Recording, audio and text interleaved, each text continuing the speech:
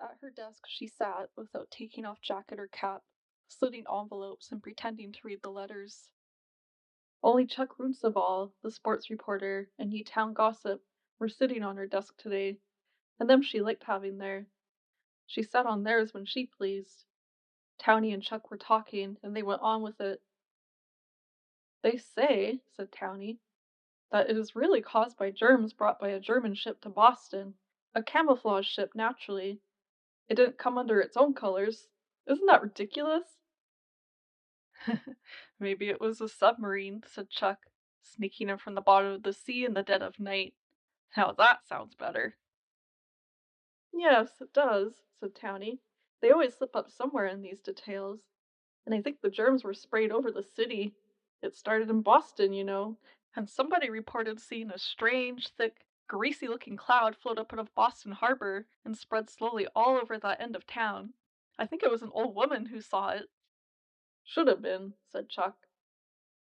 "I read it in a New York newspaper," said Townie, "so it's bound to be true." Chuck and Miranda laughed so loudly at this that Bill stood up and glared at them. "Townie still reads the newspapers," explained Chuck.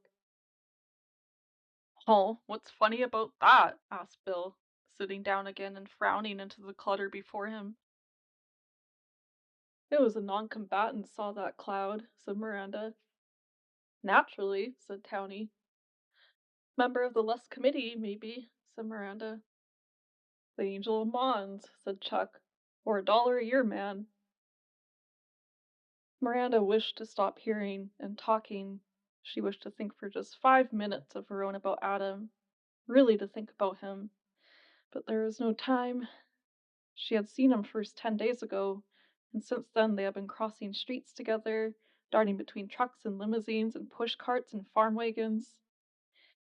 He had waited for her in doorways and in little restaurants that smelled of stale frying fat. They had eaten and danced to the urgent whine and bray of jazz orchestras. They had sat in dull theaters because Miranda was there to write a piece about the play. Once they had gone to the mountains, and, leaving the car, had climbed a stony trail, and had come out on a ledge upon a flat stone, where they sat and watched the lights change on a valley landscape. That was, no doubt, Miranda said, quite apocryphal. "We need not believe it, but it is fine poetry," she told him. They had leaned their shoulders together there, and had sat quite still, watching. On 2 Sundays they had gone to the Geological Museum, and had pored in shared fascination over bits of meteors, rock formations, fossilized tusks and trees, Indian arrows, grottos from the silver and gold lodes. "Think of those old miners washing out their fortunes in little pans beside the streams," said Adam. "And inside the earth there was this." And he had told her he liked better those things that took long to make. He loved airplanes, too, all sorts of machinery, things carved out of wood or stone. He knew nothing much about them, but he recognized them when he saw them. He had confessed that he simply could not get through a book, any kind of book except textbooks on engineering. Reading bored him to crumbs. He regretted now he hadn't brought his roadster, but he hadn't thought he would need a car. He loved driving. He wouldn't expect her to believe how many hundreds of miles he could get over in a day. He had showed her snapshots of himself at the wheel of his roadster, of himself sailing a boat, looking very free and windblown, all angles, hauling on the ropes. He would have joined the Air Force, but his mother had hysterics every time he mentioned it. She didn't seem to realize that dogfighting in the air was a good deal safer than sapping parties on the ground at night. But he hadn't argued, because of course she did not realize about sapping parties. And here he was, stuck on a plateau a mile high, with no water for a boat, and his car at home. Otherwise they could really have had a good time. Miranda knew he was trying to tell her what kind of person he was when he had his machinery with him. She felt she knew pretty well what kind of person he was. Would have liked to tell him that if he thought he had left himself at home in a boat or an automobile, he was much mistaken. The telephones were ringing. Bill was shouting at somebody who kept saying, "Well, but listen! Well, but listen!" But nobody was going to listen, of course. Nobody. Old man Gibbons bellowed in despair, "George! George!" Just the same, Townie was saying in her most complacent, patriotic voice. Hut service is a fine idea, and we should all volunteer, even if they don't want us. Townie does well at this, thought Miranda. Look at her, remembering the rose-colored sweater and the tight, rebellious face in the cloakroom. Townie was now all open-faced glory and goodness, willing to sacrifice herself for her country. After all, said Townie, I can sing and dance well enough for the little theater, and I could write their letters for them, and at a pinch I might drive an ambulance. I have driven a Ford for years. Miranda joined in. Well, I can sing and dance too, but who's going to do the bed making and the scrubbing up? Those huts are hard to keep, and it would be a dirty job, and we'd be perfectly miserable. And as I've got a hard, dirty job and am perfectly miserable, I'm going to stay at home. I think the women should keep out of it, said Chuck Runcival. They just had skirts to the horrors of war. Chuck had bad lungs and fretted a good deal about missing the show. I could have been there and back with a leg off by now. It would have served the old man right. Then he'd either have to buy his own hooch or sober up. Miranda had seen Chuck on payday, giving the old man money for hooch. He was a good-humored, ingratiating old scoundrel, too. That was the worst of him. He slapped his son on the back and beamed upon him with the bleared eye of paternal affection, while he took his last nickel. It was Florence Nightingale ruined wars, Chuck went on. What's the idea of petting soldiers and binding up their wounds and soothing their fevered brows? That's not war. Let 'em perish where they fall. That's what they're there for. You can talk, said Townie, with a slantwise glint at him. What's the idea? Asked Chuck, flushing and hunching his shoulders. You know I've got this lung, or maybe half of it anyway by now. You're much too sensitive, said Townie. I didn't mean a thing. Bill had been raging about, chewing his half-smoked cigar, his hair standing up in a brush, his eyes soft and lambent but wild, like a stag's. He would never, thought Miranda, be more than 14 years old if he lived for a century, which he would not, at the rate he was going. He behaved exactly like city editors in the moving pictures, even to the chewed cigar. Had he formed his style on the films, or had scenario writers seized once for all on the type Bill and its inarguable purity? Bill was shouting to Chuck. And, if he comes back here, take him up the alley and saw his head off by hand. Chuck said, He'll be back, don't worry. Bill said mildly, already off on another track. Well, saw him off. Townie went to her own desk, but Chuck sat waiting amiably to be taken to the new vaudeville show. Miranda, with 2 tickets, always invited one of the reporters to go with her on Monday. Chuck was lavishly hard-boiled and professional in his sports writing, but he had told Miranda that he didn't give a damn about sports, really. The job kept him out in the open, and paid him enough to buy the old man's hooch. He preferred shows, and didn't see why women always had the job. Who does Bill want sawed today? Asked Miranda. That hoofer you panned in this morning's, said Chuck. He was up here bright and early, asking for the guy that writes up show business. He said he was going to take the goof who wrote that piece up the alley and bop him in the nose. He said, I hope he's gone, said Miranda. I do hope he had to catch a train. Chuck stood up and arranged his maroon-colored turtleneck sweater, glanced down at the pea-soup tweed plus-fours and the hobnailed tam boots, which he hoped would help to disguise the fact that he had a bad lung and didn't care for sports, and said, He's long gone by now, don't worry. Let's get going. You're late as usual. Miranda, facing about, almost stepped on the toes of a little drab man in a derby hat. He might have been a pretty fellow once, but now his mouth drooped where he had lost his side teeth, and his sad, red-rimmed eyes had given up coquetry. A thin brown wave of hair was combed out with brilliantine, and curled against the rim of the derby. He didn't move his feet, but stood planted, with a kind of inert resistance, and asked Miranda, You the so-called dramatic critic on this hick newspaper? I'm afraid I am, said Miranda. Well, said the little man, I'm just asking for 1 minute of your valuable time. His underlip shot out. He began with shaking hands to fish about in his waistcoat pocket. I just hate to let you get away with it, that's all. He riffled through a collection of shabby newspaper clippings. Just give these the once-over, will you? And then let me ask you if you think I'm gonna stand for being knocked by a Tanktown critic, he said in a toneless voice. Look here. Here's Buffalo, Chicago, St. Louis, Philadelphia, Frisco, besides New York. Here's the best publications in the business. Variety, the Billboard. They all broke down and admitted that Danny Dickerson knows his stuff. You don't think so, eh? That's all I want to ask you. No, I don't, said Miranda, as bluntly as she could. And I can't stop to talk about it. The little man leaned nearer. His voice shook as if he had been nervous for a long time. Look here. What was there you didn't like about me? Tell me that, Miranda said. You shouldn't pay any attention at all. What does it matter what I think? I don't care what you think, it ain't that, said the little man. But these things get round, and booking agencies back east don't know how it is out here. We get panned in the sticks, and they think it's the same as getting panned in Chicago, see? They don't know the difference. They don't know that the more high class an act is, the more the hit critics pan it. But I've been called the best in the business by the best in the business, and I want to know what you think is wrong with me. Chuck said, Come on, Miranda. Curtain's going up. Miranda handed the little man his clippings. They were mostly 10 years old, and tried to edge past him. He stepped before her again and said without much conviction, If you was a man, I'd knock your block off. Chuck got up at that and lounged over, taking his hands out of his pockets, and said, Now you've done your song and dance, you'd better get out. Get the hell out now before I throw you downstairs.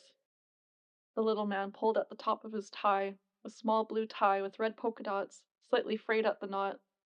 He pulled it straight and repeated as if he had rehearsed it. Come out in the alley. The tears filled his thickened red lids. Chuck said, shut up, and followed Miranda, who was running towards the stairs. He overtook her on the sidewalk. I left him sniffling and shuffling his publicity trying to find the Joker, said Chuck, the poor old heel. Miranda said, There's too much of everything in this world just now. I'd like to sit here on the curb, Chuck, and die, and never again see. I wish I could lose my memory and forget my own name. I wish... Chuck said, Toughen up, Miranda. This is no time to cave in. Forget that fellow. For every 100 people in show business, there are 99 like him. But you don't manage right anyway. You bring it on yourself. All you have to do is play up the headliners, and you needn't even mention the also-rans. Try to keep in mind that Rapinski has got show business cornered in this town. Please Rapinski and you'll please the advertising department. Please them and you'll get a raise. Hand in glove, my poor dumb child. Will you never learn? I seem to keep learning all the wrong things, said Miranda hopelessly. You do for a fact. You're as good at it as I ever saw. Now do you feel better? This is a rotten show you've invited me to, said Chuck. Now what are you going to do about it? If I were writing it up, I'd... Do write it up, said Miranda. You write it up this time. I'm getting ready to leave anyway, but don't tell anybody yet. You mean it? All my life, said Chuck. I've yearned to be a so-called dramatic critic on a hick newspaper, and this is positively my first chance. Better take it, Miranda told him. It may be your last. She thought, this is the beginning of the end of something. Something terrible is going to happen to me. I shan't need bread and butter where I'm going. I'll will it to Chuck. He has a venerable father to buy hooch for. I hope they let him have it. Oh, Adam, I hope I see you once more before I go under with whatever is the matter with me. I wish the war were over, she said to Chuck, as if they had been talking about that. I wish it were over, and I wish it had never begun. Chuck had got out his pad and pencil and was already writing his review.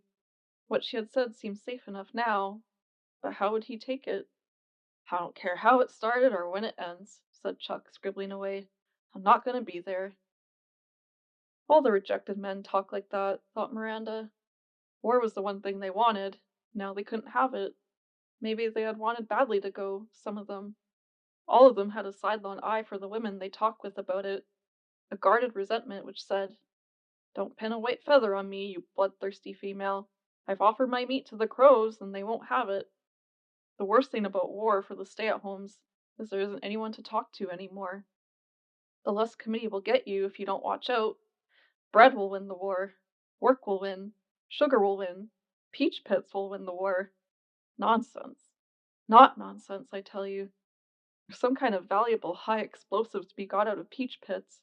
So all the happy housewives hurry during the canning season to lay their baskets of peach pits on the altar of their country. It keeps them busy and makes them feel useful, and all these women running wild with the men away are dangerous if they aren't given something to keep their little minds out of mischief. So rows of young girls, the intact cradles of the future, with their pure serious faces framed becomingly in Red Cross wimples, roll cockeyed bandages that will never reach a base hospital, in knit sweaters that will never warm a manly chest, their minds dwelling lovingly on all the blood and mud, and the next dance at the Acanthus Club for the officers of the Flying Corps. Keeping still and quiet will win the war. I'm simply not going to be there, said Chuck, absorbed in his review. No, Adam will be there, thought Miranda. She slipped down in the chair and leaned her head against the dusty plush, closed her eyes, and faced for one instant, that was a lifetime, the certain, the overwhelming and awful knowledge that there was nothing at all for Adam and for her. Nothing. She opened her eyes and held her hands together, palms up, gazing at them and trying to understand oblivion. Now, look at this, said Chuck, for the lights had come on and the audience was wrestling and talking again. I've got it all done, even before the headliner comes on. It's old Stella Mayhew, and she's always good. She's been good for 40 years, and she's going to sing, "Oh, the blues ain't nothing but the easy-going heart disease." That's all you need to know about her. Now just glance over this. Would you be willing to sign it? Miranda took the pages and stared at them conscientiously, turning them over, she hoped, at the right moment, and gave them back. Yes, Chuck, yes, I'd sign that, but I won't. We must tell Bill you wrote it, because it's your start, maybe.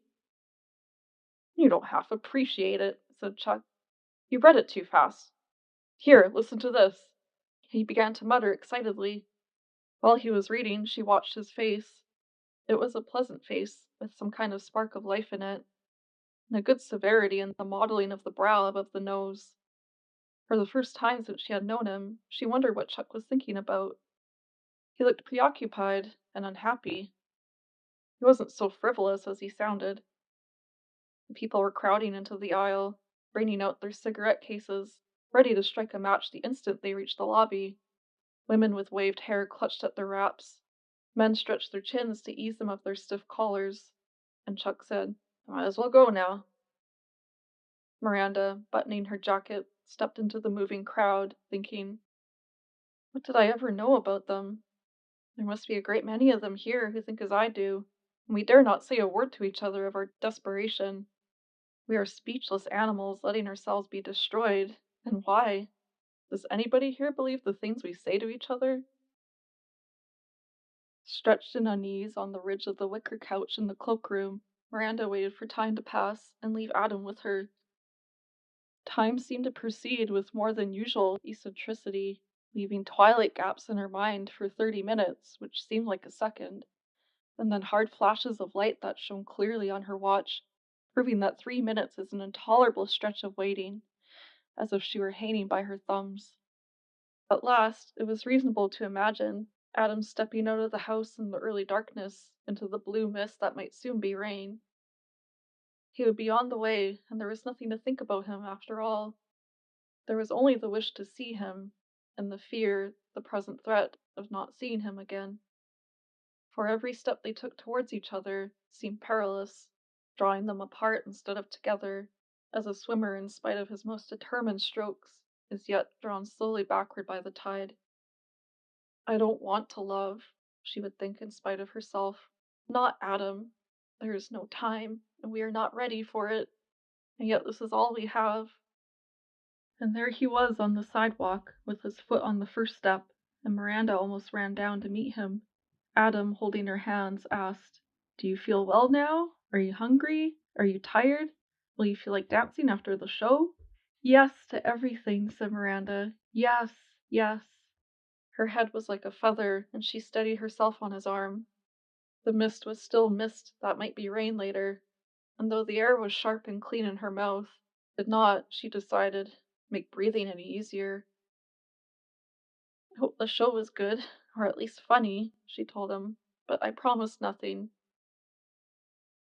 It was a long, dreary play, but Adam and Miranda sat very quietly together, waiting patiently for it to be over. Adam carefully and seriously pulled off her glove and held her hand, as if he were accustomed to holding her hand in theaters. Once they turned, and their eyes met, but only once, and the two pairs of eyes were equally steady and noncommittal. A deep tremor set up in Miranda, and she set about resisting herself methodically, as if she were closing windows and doors and fastening down curtains against a rising storm. Adam sat watching the monotonous play with a strange shining excitement, his face quite fixed and still. When the curtain rose for the third act did not take place at once. There was instead disclosed a backdrop almost covered with an American flag, improperly and disrespectfully exposed, nailed at each upper corner, gathered in the middle, and nailed again, sagging dustily. Before it posed a local $1-a-year man, now doing his bit as a Liberty Bond salesman.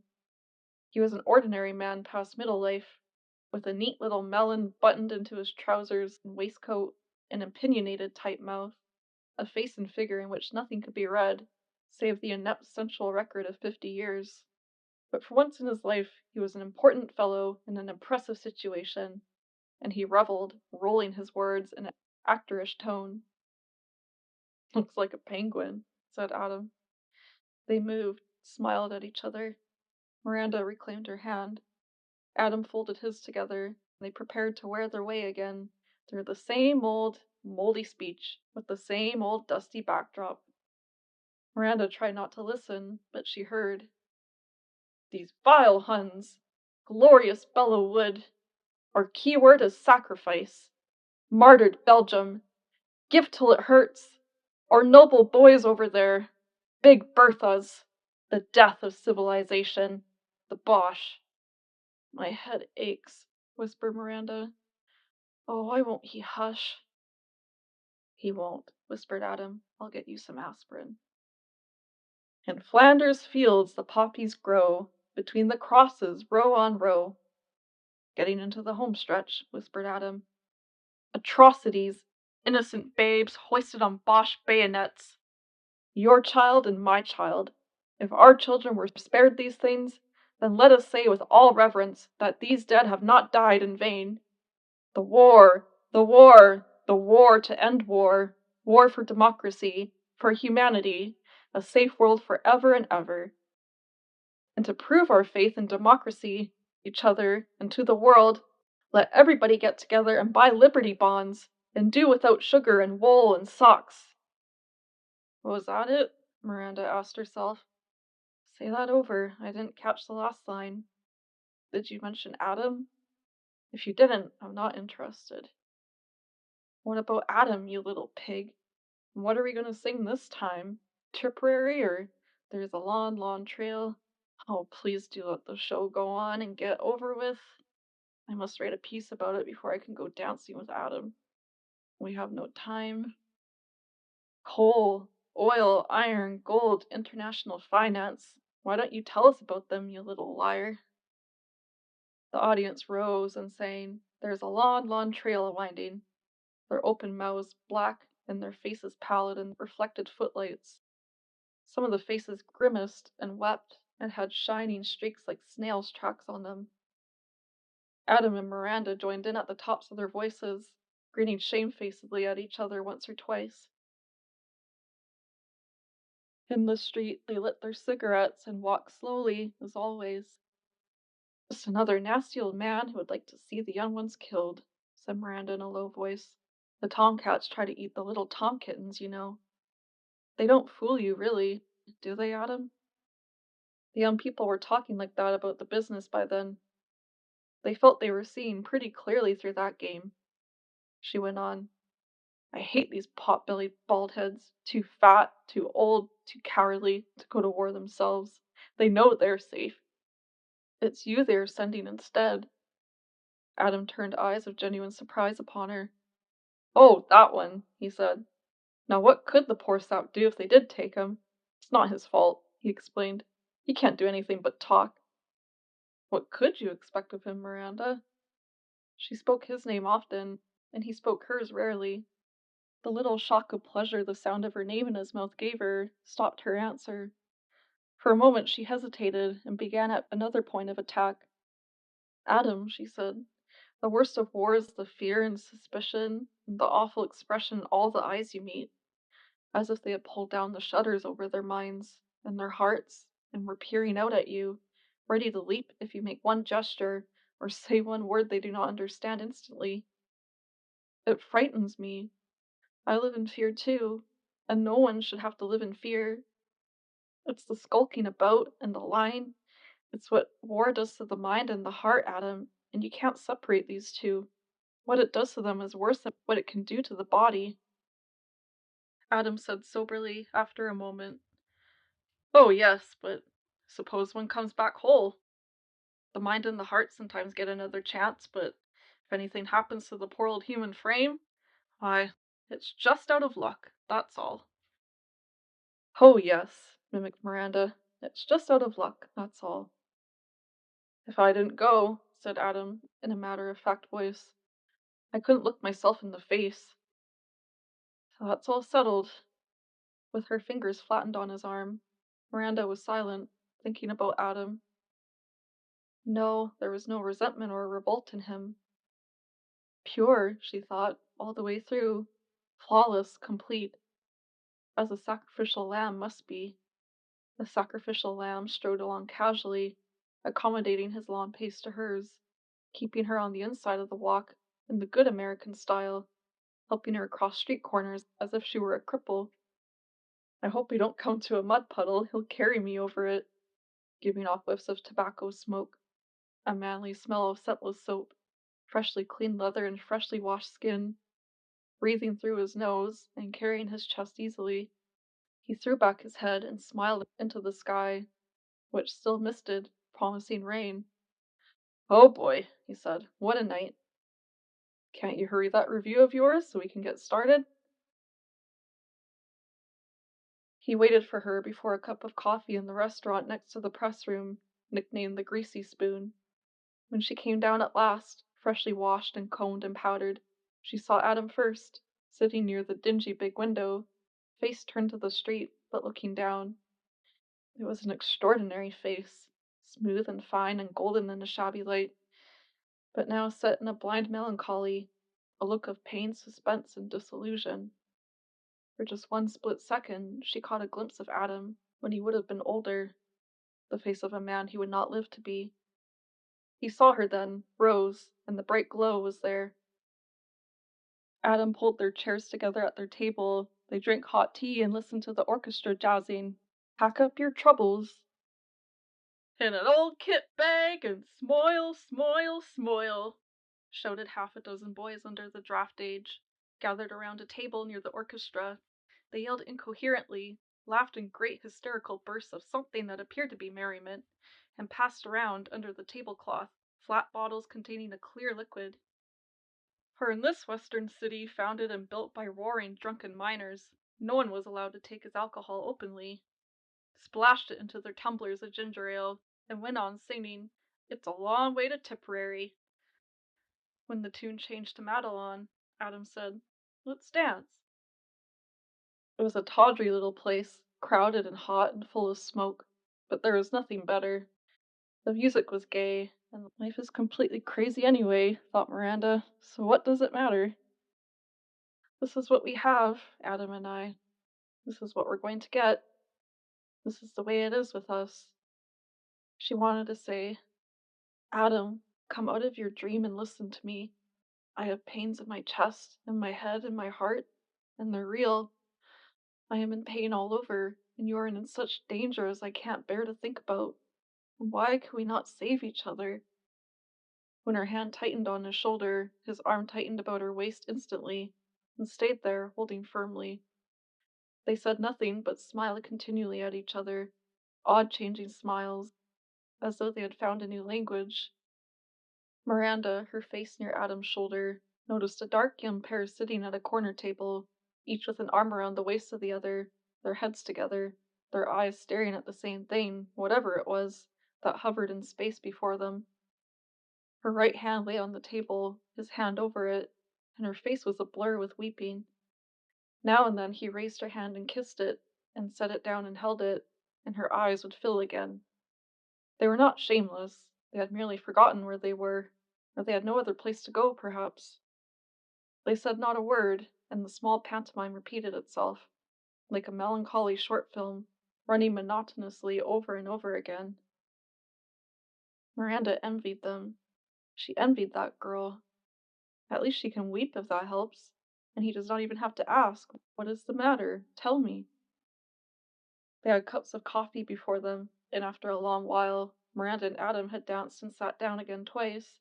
When the coffee was quite cold, they drank it suddenly, then embraced as before, without a word and scarcely a glance at each other. Something was done and settled between them, at least.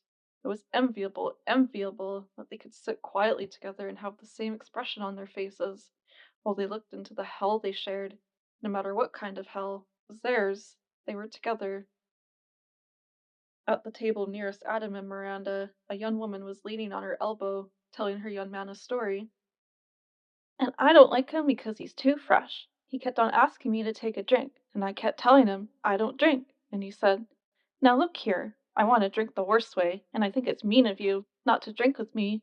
I can't sit up here and drink by myself,' he said. So I told him, 'You're not by yourself in the first place.' I like that," I said. "If you want to drink, go ahead and have it," I told him. "Why drag me in?" So he called the waiter and ordered ginger ale and 2 glasses, and I drank straight ginger ale like I always do, but he poured a shot of hooch in his. He was awfully proud of that hooch, said he made it himself out of potatoes. Nice homemade liquor, warm from the pipe, he told me. 3 drops of this, and your ginger ale will taste like Mum's extry. But I said no, and I mean no. Can't you get that through your bean? He took another drink and said, "Ah, come on, honey, don't be so stubborn. This'll make your shimmy shake." So I just got tired of the argument, and I said, "I don't need to drink to shake my shimmy. I can strut my stuff on tea," I said. "Well, why don't you then?" he wanted to know, and I just told him. She knew she had been asleep for a long time, when all at once, without even a warning footstep or creak of the door hinge, Adam was in the room, turning on the light, and she knew it was he, though at first she was blinded and turned her head away. He came over at once and sat on the side of the bed and began to talk as if he were going on with something they had been talking about before. He crumpled a square of paper and tossed it into the fireplace. "You didn't get my note," he said. "I left it under the door. I was called back suddenly to camp for a lot of inoculations. They kept me longer than I expected. I was late. I called the office and they told me you were not coming in today. I called Miss Hobb here and she said you were in bed and couldn't come to the telephone. Did she give you my message?" "No," said Miranda drowsily, "but I think I had been asleep all day." "Oh, I do remember. There was a doctor here. Bill sent him. I was at the telephone once, for Bill told me he would send an ambulance and have me taken to the hospital. The doctor tapped my chest and left a prescription and said he would be back, but he hasn't come." "Where is it, the prescription?" asked Adam. "I don't know. He left it, though. I saw him." Adam moved about, searching the tables and the mantelpiece. "Here it is," he said. "I'll be back in a few minutes. I must look for an all-night drugstore. It's after 1 o'clock. Goodbye." "Goodbye, goodbye." Miranda watched the door where he had disappeared for quite a while, then closed her eyes and thought, "When I am not here, I cannot remember anything about this room where I have lived for nearly a year, except that the curtains are too thin, and there was never any way of shutting out the morning light. Miss Hobb had promised heavier curtains, but they had never appeared. When Miranda, in her dressing gown, had been at the telephone that morning, Miss Hobb had passed through, carrying a tray. She was a little red-haired, nervously friendly creature, and her manner said all too plainly that the place was not paying, and she was on the ragged edge. "My dear child," she said sharply, with a glance at Miranda's attire, "what is the matter?" Miranda, with the receiver to her ear, said, "Influenza, I think." "Horse," said Miss Hobb in a whisper, and the tray wavered in her hands. "Go back to bed at once. Go at once." "I must talk to Bill first," Miranda had told her, and Miss Hobb had hurried on and had not returned. Bill had shouted directions at her, promising everything: doctor, nurse, ambulance, hospital, her check every week as usual, everything. But she was to get back to bed and stay there. She dropped into bed, thinking that Bill was the only person she had ever seen who actually tore his own hair when he was excited enough. "I suppose I should ask to be sent home," she thought. "It's a respectable old custom to inflict your death on the family if you can manage it. No, I'll stay here. This is my business, but not in this room, I hope. I wish I were in the cold mountains in the snow. That's what I should like best." And all about her rose the measured ranges of the Rockies wearing their perpetual snow, their majestic blue laurels a cloud, chilling her to the bone with their sharp breath. Oh no, I must have warmth. And her memory turned and roved after another place she had known first and loved best, that now she could see only in drifting fragments of palm and cedar, dark shadows, and a sky that warmed without dazzling, as this strange sky had dazzled without warming her. There was a long, slow wavering of grey moss in the drowsy oak shade, the spacious hovering of buzzards overhead, the smell of crushed water herbs along a bank, and without warning, a broad, tranquil river into which flowed all the rivers she had known. The walls shelved away in one deliberate, silent movement on either side, and a tall sailing ship was moored near by, with a gangplank weathered to blackness touching the foot of her bed. Back of the ship was jungle, and even as it appeared before her, she knew it was all she had ever read or had been told or felt or thought about jungles, a writhing, terribly alive and secret place of death, creeping with tangles of spotted serpents, rainbow-colored birds with malign eyes, leopards with humanly wise faces, and extravagantly crested lions. Screaming, lawn-armed monkeys tumbling among broad fleshy leaves that glowed with sulphur-colored light and exuded the ichor of death, and rotting trunks of unfamiliar trees sprawled in crawling slime. Without surprise, watching from her pillow, she saw herself run swiftly down this gangplank to the slanting deck, and standing there, she leaned on the rail and waved gaily to herself in bed, and the slender ship spread its wings and sailed away into the jungle. The air trembled with the shattering scream and the hoarse bellow of voices all crying together, rolling and colliding above her like ragged storm clouds. And the words became two words only, rising and falling and clamoring about her head. "Danger, danger, danger," the voices said. "War, war, war." There was her door half open, Adam standing with his hand on the knob, and Miss Hobb, with her face all out of shape with terror, was crying shrilly. "I tell you, they must come for her now, or I'll put her on the sidewalk. I tell you, this is a plague, my God, and I've got a house full of people to think about." Adam said, "I know that. They'll come for her tomorrow morning." "Tomorrow morning, my God, they better come now." "They can't get an ambulance," said Adam, "and there aren't any beds. We can't find a doctor or a nurse. They're all busy. That's all there is to it. You stay out of the room, and I'll look after her." "Yes, you'll look after her," said Miss Hobb in a particularly unpleasant tone. "I can see that." "Yes, that's what I said," answered Adam dryly, "and you keep out." He closed the door carefully. He was carrying an assortment of misshapen packages, and his face was astonishingly impassive. "Did you hear that?" he asked, leaning over and speaking very quietly.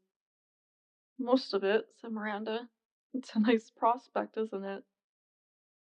"Got your medicine," said Adam, "and yours begin with it this minute.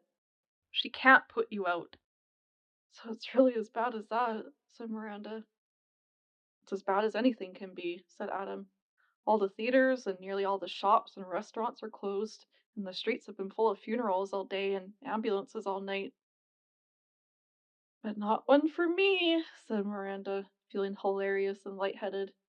She sat up and beat her pillow into shape, and reached for her robe. "I'm glad you're here. I've been having a nightmare. Give me a cigarette, will you?" and light one for yourself and open all the windows and sit near one of them. You're running a risk, she told him. Don't you know that?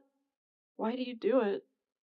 Never mind, said Adam. Take your medicine, and offered her 2 large cherry-colored pills. She swallowed them promptly and instantly vomited them up.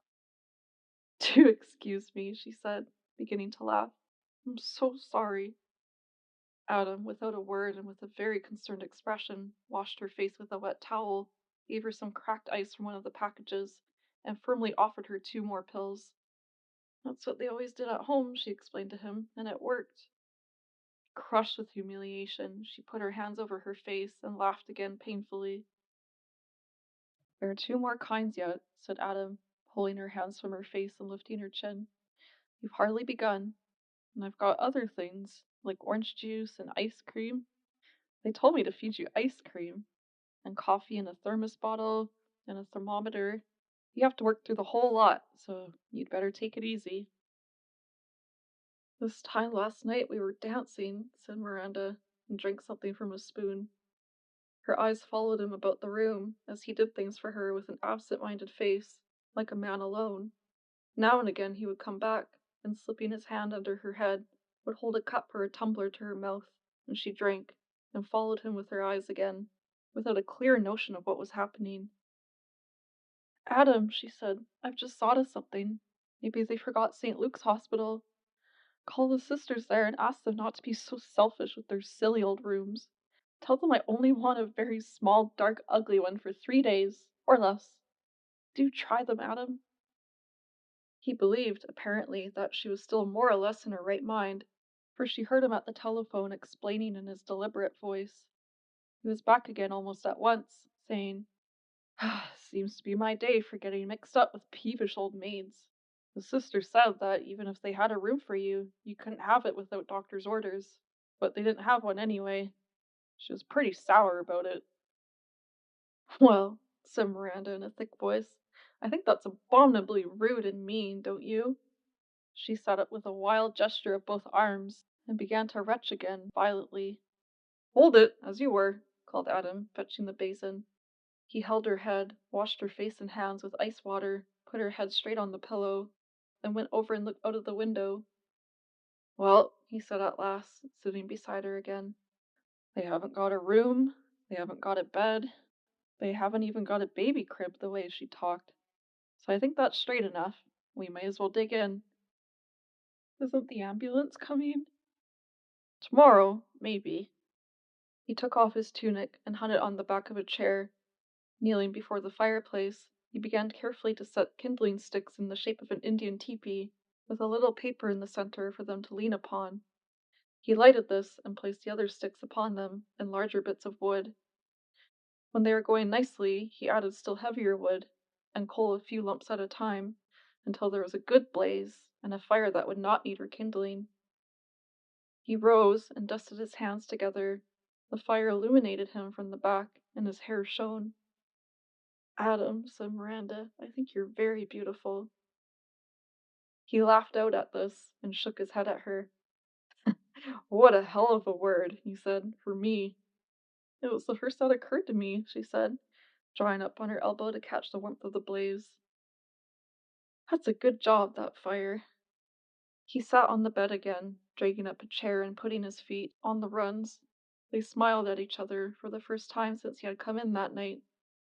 How do you feel now? He asked. Better, much better, she told him. Let's talk. Let's tell each other what we meant to do. You tell me first, said Adam. I want to know about you. You get the notion I had a very sad life, she said. And perhaps it was, but I'd be glad enough to have it now. If I could have it all back, it would be easy to be happy about almost anything at all. That's not true, but that's the way I feel now.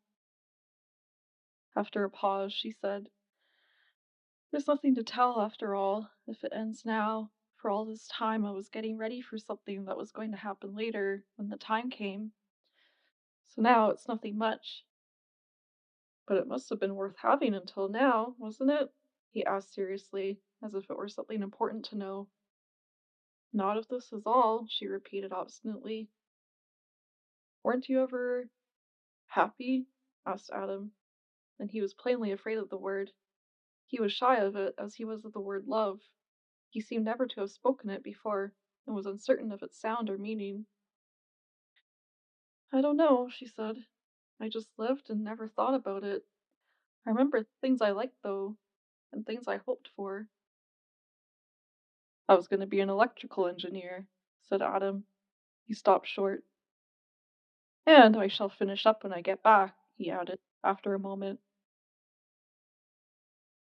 Don't you love being alive? Asked Miranda. Don't you love weather and the colors at different times of the day, and all the sounds and noises like children screaming in the next lot, and automobile horns, and little bands playing in the street, and the smell of food cooking? I love to swim, too, said Adam. So do I, said Miranda. We never did swim together. Do you remember any prayers? She asked him suddenly. Did you ever learn anything at Sunday school? Not much, confessed Adam without contrition. Well, the Lord's Prayer. Yes, and there's Hail Mary, she said, and the really useful one beginning, I confess to Almighty God and to Blessed Mary, ever Virgin, and to the holy apostles Peter and Paul. Catholic, he commented. Prayer's just the same, you big Methodist. I'll bet you are a Methodist. No, Presbyterian. Well, what others do you remember? Now I lay me down to sleep, said Adam. Yes, that one. And blessed Jesus, meek and mild. You see that my religious education wasn't neglected either. I even know a prayer beginning, Oh Apollo. Want to hear it? No, said Adam, you're making fun. I'm not, said Miranda. I'm trying to keep from going to sleep. I'm afraid to go to sleep. I may not wake up. Don't let me go to sleep, Adam. Do you know Matthew, Mark, Luke, and John? Bless the bed I lie upon. If I should die before I wake, I pray the Lord my soul to take. Is that it? Asked Adam. It doesn't sound right somehow. Light me a cigarette, please. Move over and sit near the window. I keep forgetting about fresh air. You must have it. He lighted the cigarette and held it to her lips. She took it between her fingers and dropped it under the edge of her pillow. He found it and crushed it out in the saucer underneath the water tumbler. Her head swam in darkness for an instant, cleared, and she sat up in panic, throwing off the covers and breaking into a sweat. Adam leaped up with an alarmed face, and almost at once was holding a cup of hot coffee to her mouth. You must have some too, she told him, quiet again. And they sat huddled together on the edge of the bed, drinking coffee in silence. Adam said, You must lie down again. You're awake now. Let's sing, said Miranda. I know an old spiritual. I can remember some of the words. She spoke in a natural voice. I'm fine now. She began in a hoarse whisper. Pale horse, pale rider, don't taken my lover away. Do you know that song? Yes, said Adam. I heard black people in Texas sing it, in an oil field. I heard them sing it in a cotton field, she said. It's a good song. They sang that line together. But I can't remember what comes next, said Adam. Pale horse, pale rider, said Miranda. We really need a good banjo. Don't take my lover away. Her voice cleared and she said, But we ought to get on with it. What's the next line? There's a lot more to it than that, said Adam. About 40 verses. The writer don't taken away mommy, poppy, brother, sister, the whole family besides the lover. But not the singer, not yet, said Miranda. Death always leaves one singer to mourn. Death, she's saying, oh, leave one singer to mourn. Pale horse, pale rider, chanted Adam, coming in on the beat. Don't taken my lover away. I think we're good. I think we ought to get up and enact. Go and hut service, said Miranda. Entertain the poor defenseless heroes over there. We'll play banjos, said Adam. I always wanted to play the banjo. Miranda sighed and lay back on the pillow and thought, I must give up. I can't hold out any longer. There was only that pain, only that room, and only Adam. There were no longer any multiple planes of living, no tough filaments of memory and hope pulling taut backwards and forwards. holding her upright between them. There was only this one moment, and it was a dream of time. And Adam's face, very near hers, eyes still and intent, was a shadow, and there was to be nothing more. Adam, she said out of the heavy, soft darkness that drew her down, down. I love you, and I was hoping you would say that to me too.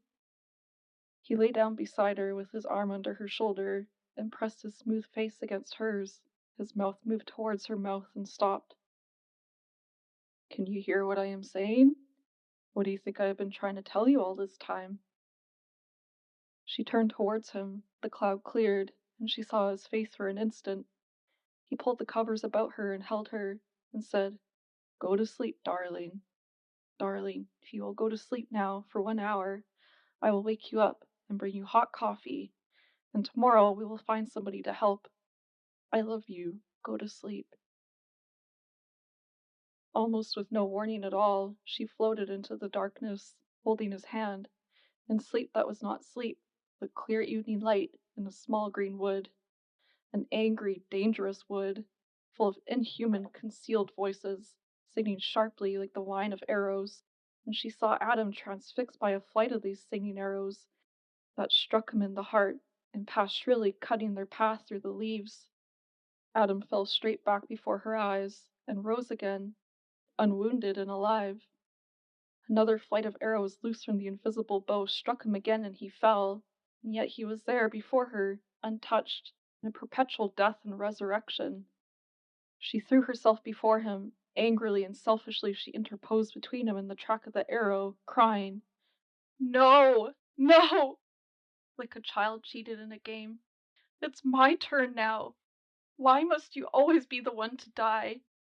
And the arrow struck her cleanly through the heart and through his body, and he lay dead, and she still lived. And the wood whistled and sang and shouted.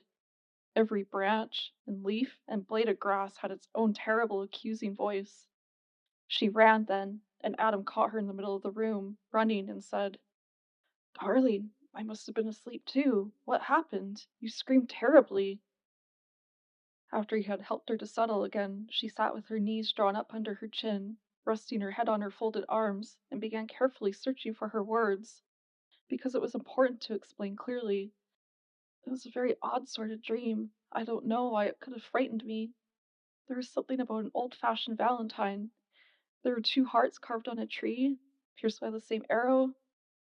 You know, Adam.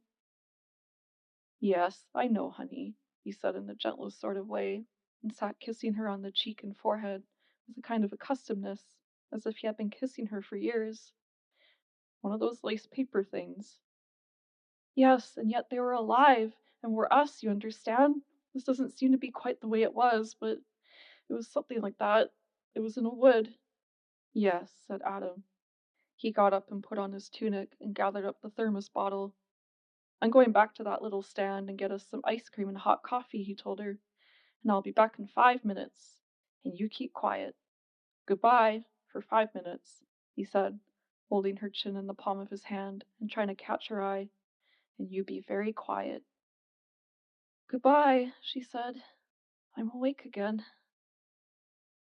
But she was not, and the 2 alert young interns from the county hospital, who had arrived, after frantic urgings from the noisy city editor of the Blue Mountain News, to carry her away in a police ambulance, decided that they had better go down and get the stretcher. Their voices roused her. She sat up, got out of bed at once, and stood glancing about brightly. Why, you're all right, said the darker and stouter of the 2 young men, both extremely fit and competent looking in their white clothes, each with a flower in his buttonhole. I'll just carry you. He unfolded a white blanket and wrapped it around her. She gathered up the folds and asked, But where is Adam? Taking hold of the doctor's arm. He laid a hand on her drenched forehead, shook his head, and gave her a shrewd look. Adam? Yes, Miranda told him, lowering her voice confidentially. He was here, and now he is gone. Oh, he'll be back, the intern told her easily. He's just gone around the block to get cigarettes. Don't worry about Adam. He's the least of your troubles. Will he know where to find me? She asked, still holding back. We'll leave him a note, said the intern. Come now, it's time we got out of here." He lifted and swung her up to his shoulder. "I feel very badly," she told him. "I don't know why." "I'll bet you do," said he, stepping out carefully, the other doctor going before them, and feeling for the first step of the stairs. "Put your arms around my neck," he instructed her. "It won't do you any harm, and it's a great help to me." "What's your name?" Miranda asked as the other doctor opened the front door, and they stepped out into the frosty, sweet air. "Hildesheim," he said, in the tone of one humoring a child. "Well, Dr. Hildesheim, aren't we in a pretty mess?" "We certainly are," said Dr. Hildesheim.